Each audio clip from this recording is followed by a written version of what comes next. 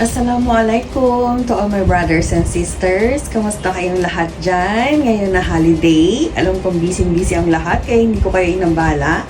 Pati na rin sa ating mga kapatid sa ibang relihiyon. Happy holidays po sa inyo at alam ko po na kayo ay masaya na kasama ang inyong mga pamilya. So yun na nga guys, panoorin nyo itong video na to.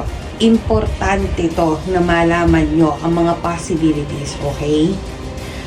First, martial law. Second, anong grounds? Third, bakit maingat si VP Sara at hindi siya nag-uutos ng mga dapat gawin? Okay, eto yon. Ito, pinaka-important talaga to sa lahat. Ewan ko kung paniniwalaan nyo or ito bigla lang umano sa utak ko. Correct me if I'm wrong, okay? Martial law, ang history ng martial law natin, it was announced by former President Ferdinand Marcos noong September 23, 1972, around 7:15 in the evening. Okay, in-announce niya sa national TV that Philippines had been placed under the martial law. Ngayon, anong grounds? Number one is communist threat. Yung mga makakaliwa. Pangalawa is yung rebellion ng o ng sekta ng mga Muslim. Guys, ito importante ito para malaman ninyo kasi on January 13 may Iglesia ni Cristo, di ba? Peace rally. Okay? Madami nagtatanong bakit hindi daw gawing pababain o ano pang gagawin. Okay. Itong mangyayari ito pwede kasing story repeat itself. Yung mga grounds na yon pwedeng gamitin ni Bangag para mag-declare ng martial law. Diba? Bakit? Okay. Yung communist threat, disregarded yan kasi syempre yung mga kaliwa, kaalyado niya. Yung mga religious sect, okay? Yung mga religious sect na pwedeng magrebelde. Yun ang pwede niyang ipanglaban kung meron man sa mga religyoso o sa mga religious sect ang gustong magrebelde. Martial law.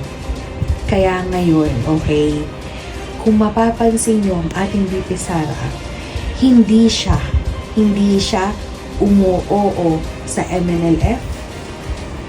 Hindi rin siya nagsasabi sa ating lahat na sumusuporta na magrebelde o magrebelyon. At hindi rin siya nagsasalita pa dito sa parating na peace rally on January 13 ng mga kapatid sa Iglesia ni Cristo. Bakit? Kasi pwede yun ipang grounds ni President Marcos para mag-declare ng martial law. Pasensya na medyo minamalati dahil nagkasakit nga ako at nakahiga pa ako. Alam, may sakit ako. Pinilit ko lang kasi hindi ko matiis na kailangan sabihin ko na talaga sa inyo to. Okay? Gusto kong i-share agad sa inyo. Okay? Ngayon, bakit po pwedeng i-grounds yung rebellion na yon? Why? Kasi nakasalalay ang safety ng mga taong bayan. Siyempre, hindi nga naman lahat kampi sa panig ni Duterte. So, itong mga hindi naman kampi sa panig ni Duterte, pwede kasing masaktan yan. Okay? At pag nakita niya na nagkakagulo na at may rebellion na, pwede siyang magbaba ng utos ng martial law. Ganun yun. So, ngayon guys, okay lang na magsabi tayo ng mga totoong nangyayari sa ating Bibi Sara. But be mindful doon sa mga sasabihin nyo na parang bakit hindi pa magrebelde o bakit peace rally pa, ganon.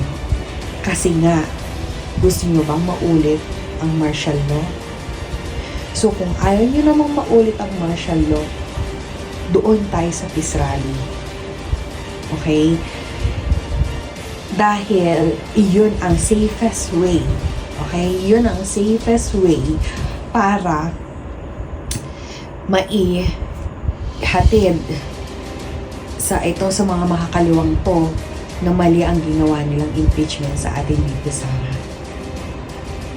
Huwag na tayong gumawa ng isang hakbang na pagsisihan natin sa mahabang panahon. Kasi kung mapapansin nyo, dun sa game of politics niya, diba meron akong nilabas na video, okay, na bakit kino-compromise ni Bangag yung national security. Diba? Pinipilit niya ang ating Bibi Sara na magsalita tungkol sa confidential fund. Sinasabi niya na magsalita na. Ngayon, hindi umubra yon dahil hanggang ngayon talagang matigas ang ating Bibi Sara. Pero, kung mapapansin nyo, naandoon yung bigla niyang pinatigil ang impeachment. Ang nag-file ng impeachment, okay, kung mapapansin nyo ang nag-file ng impeachment, kung hindi yung makakaliwa, di ba? Makakaliwa yon. Ngayon, mga religious sect. Hindi nyo ba nagigets? Kasi iyon yung ginrounds. Okay, iyon yung ginrounds ng tatay niya noong panahon na yon para mag-declare ng martial law. Communist threat, and then rebellion of sect, which is yung mga Muslim community. Yeah, guys, okay, hindi ako nananakot, pero ito, mga possibility to. Okay, mga pwedeng mangyari to in just one snap. Kaya maging matalino, maging mabilis ang pag-iisip, hindi lahat idadaan sa kailangan magrebelde. Kung gustong sumama sa January 13 para sa sa peace rally, sumama. Pero wag mag-aamok ng pagre-rebelde. Okay? Para hindi magbaba ng martial law. Ito guys, advice ko lang sa inyo. Kasi nag-research kasi ako, nagbasa ako. Well, correct me if I'm wrong, okay? Pero alam naman natin kung anong kakayahan nila ngayon kasi siya ang commander-in-chief. So, iwasan natin na magkaroon siya ng dahilan para mag-declare ng martial law. So, yun lang naman guys. Medyo winamalat-malat ako dahil may sakit po ako and alhamdulillah rabbil alamin. Yung kati-kati lang naman sa lalamunan. Nangangati kasi kailangan ilabas daw yung kadaldalan. Ganon. And ako'y pinagpapasalamat sa inyong lahat. At patuloy po kayo sumusuporta sa akin. Ayan. At ramdam ko ang inyong pagbati. Para po sa akin, ang pwede ko po sabihin sa inyo is Happy Holidays. Ayan. Saka na ako babati ulit ng Happy New Year. Alam nyo naman, wala po kasing Pasko sa Muslim. Ganun po iyon. So, yun lang guys.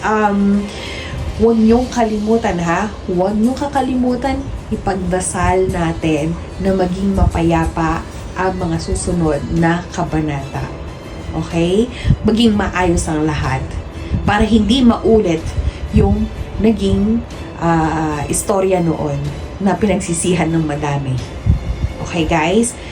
Inshallah makatulong po itong idea na to sa ating lahat at po pwede naman po akong i-correct. At ako'y tumatanggap po ng tawag dito, ng mga correction parang sa ballpen. Okay. Ang ballpen! Correction! Anyway, so ayun na nga guys. Hindi ko i-edit tong video na to, okay? Hindi ko i-edit tong video na to para maramdaman nyo talaga yung nasa isip ko, di ba? Yung maramdaman nyo yung ito na isip ko ngayon, ipinost ko lang siya kaagad, ngayon na. Okay? So, ayun lang guys. Ipagdasal po natin na harinawa, inshallah, o ipagdoon po natin sa ating mga kapatid na Muslim na wala pong mangyaring masama. Kasi may mga nababalitaan po ako na ang mangyayari is ipoprovoke daw itong taong bayan. Okay? Ipoprovoke daw itong taong bayan para mag-rebelde. So please, be mindful. Okay po? Huwag pong padalas-dalos ng desisyon. Maraming salamat po at patuloy pa rin po kayo sumusuporta sa akin at sa lahat po na nagmamahal sa ating VP Sara at former President Duterte at sa pamilyang Duterte na rin. Laban lang po. So, yun lang po. Mas salamat.